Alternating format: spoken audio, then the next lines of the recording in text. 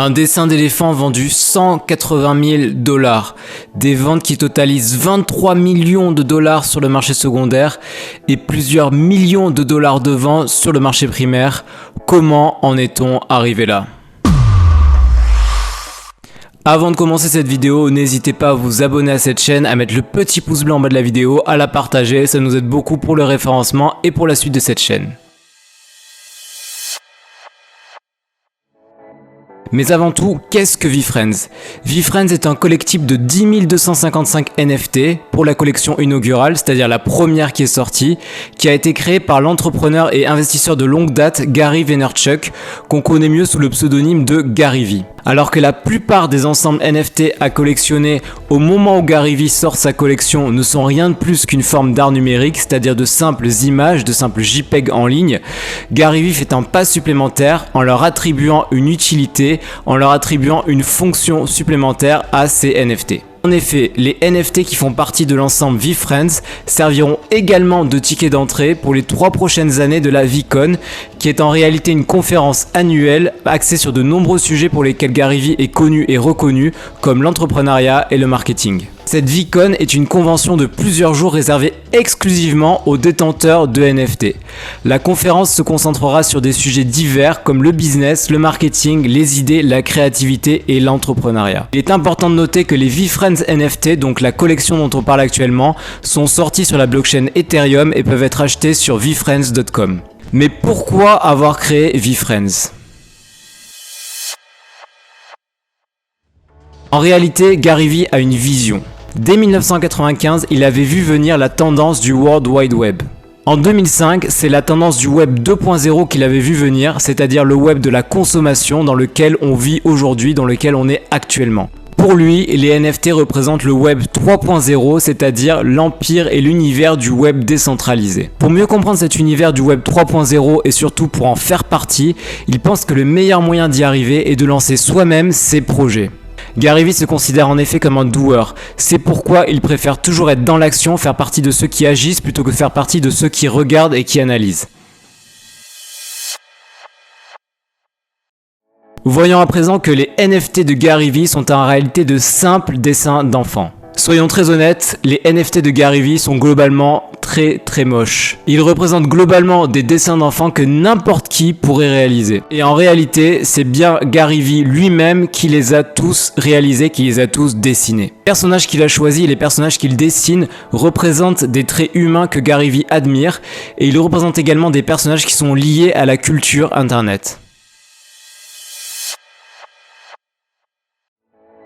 Voyons maintenant quels sont les avantages et les inconvénients de la collection de NFT de Gary V. Concernant les avantages, le premier avantage est qu'il bénéficie du nom et qu'il bénéficie de la notoriété de l'entrepreneur Gary V, et en ce sens, ça leur apporte une aura, une plus-value supplémentaire. De plus, ces NFT ne sont pas une simple forme d'art comme on en a tant vu précédemment, mais ils ont également une utilité supplémentaire. Ils sont émis sur la blockchain Ethereum qui représente au moment où je fais cette vidéo la blockchain de référence pour le milieu du NFT.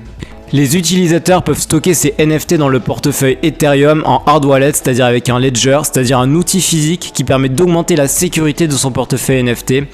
La sécurité est un point fondamental dans le milieu des NFT aujourd'hui, étant donné que c'est quand même un domaine qui est relativement nouveau et qui est soumis à pas mal de pression de la part de hackers. Enfin, une partie des recettes de VeeFriends sert à soutenir les sources d'énergie renouvelables. Concernant maintenant les inconvénients, la blockchain Ethereum peut être très coûteuse. C'est le premier inconvénient de ces NFT. Mais aussi et surtout, l'utilité à long terme de ces NFT n'est pas claire. Passé le cap des 3 prochaines VeeCon, on ne sait pas réellement à quoi ils vont pouvoir servir. Enfin, les premiers NFT mis à la vente dans cette collection ont tous déjà été vendus. Voyons maintenant quels ont été les résultats des ventes de ces NFT.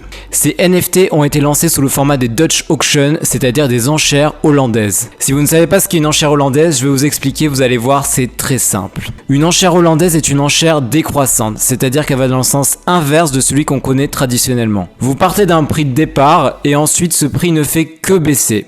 L'enchère s'arrête à partir du moment où tout a été acheté. Si vous achetez trop tôt, vous allez acheter à un prix qui sera plus élevé que celui des autres acheteurs. En revanche, si vous laissez passer trop de temps, vous prenez le risque de plus en plus grand de ne pas pouvoir acheter du tout le produit, l'actif ou le NFT que vous souhaitiez acheter. Les NFT de Gary Vee se sont donc vendus sous ce format des Dutch Auction avec un prix de départ de 4 Ethers et demi, ce qui était extrêmement élevé pour cette époque-là, avec un prix qui décroît jusqu'à 2 Ethers. Finalement, tout a été vendu, l'ensemble des NFT ont été vendus, mais ça a pris beaucoup de temps, énormément de temps même, plusieurs semaines, ce qui correspond à une durée de vente qui est extrêmement élevée dans le milieu des NFT. De plus, certains NFT ont même été achetés en dessous du prix des 2 Ethers, qui était le prix le plus bas à la suite des Dutch Auction. On peut donc pas qualifier cette vente de franc succès, ça a été lent, ça a été laborieux et ça a été difficile de vendre l'ensemble des NFT de Gary Vee. Cependant, l'histoire ne s'arrête pas là et le marché secondaire va prendre une toute autre tournure. Une fois l'ensemble des NFT vendus sur le marché primaire, le marché secondaire va finalement s'emballer totalement et les cours vont exploser. Aujourd'hui, le floor pour s'offrir un des NFT de Gary Vee sur le marché secondaire, c'est-à-dire le montant minimum que vous devrez débourser pour acheter l'un de ces NFT, est de 5,71 Ethers. Ce montant correspond à environ 15 000 $ au cours de l'Ether actuel et il est supérieur au prix de n'importe quel NFT qui a été vendu sur le marché primaire puisque se sont vendus maximum à 4 Ethers. On parle ici pour rappel d'un floor à 5,71 Ethers. Comment peut-on expliquer des tarifs qui soient aussi élevés ? Certains de ces NFT atteignent des sommes phénoménales.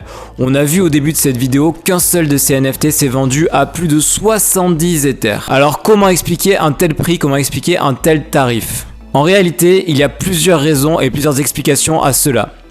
Ce NFT appartenait à l'origine à Gary Vee, c'était un des NFT qu'il possédait personnellement, c'est une première explication. Deuxièmement, ce NFT comme tous les NFT de sa série, de sa collection, offre une place pour la VeeCon, mais dans ce cas-là, ce sera une place particulière parce que ce sera une place Gold. Et enfin, il s'agit d'une édition unique et donc une édition très rare. Et comme dans le monde réel, dans le monde des NFT, la rareté fait exploser les prix. En conclusion, on peut dire que Gary Vee veut d'une certaine manière démocratiser le NFT, il veut le rendre accessible au grand public, il veut en parler davantage, il veut mieux communiquer autour du NFT. Le fait qu'une personne à la notoriété aussi forte et à la personnalité aussi marquée dans le monde des affaires, du business et de l'entrepreneuriat s'intéresse aux NFT permet de démocratiser ces derniers et d'en faire parler davantage, donc de mieux les faire connaître auprès du grand public. La volonté de Gary Vee de démocratiser les NFT et de les rendre plus accessibles, de les rendre plus connus auprès du grand public est donc en partie réussie, même si évidemment ces tarifs si élevés ne permettront pas une démocratisation totale du monde du NFT pour tout le monde, du moins pas encore aujourd'hui. Enfin, Gary Vee est assez novateur dans le sens où c'est l'un des premiers à avoir appliqué le concept de Utility NFT, c'est-à-dire un NFT qui n'est pas seulement une œuvre d'art, pas seulement une image virtuelle, mais qui est aussi et surtout un actif adossé à un rôle spécifique, à un rôle qui pourra être utile notamment dans la vie réelle. Voilà, cette vidéo est maintenant terminée. Si elle vous a plu, je vous laisse me mettre un pouce bleu en bas de cette vidéo, à vous abonner à cette chaîne et à la partager autour de vous. N'hésitez pas également à me dire dans les commentaires si vous avez des sujets de vidéos que vous souhaitez que je traite. Je vous dis à la prochaine et à très bientôt.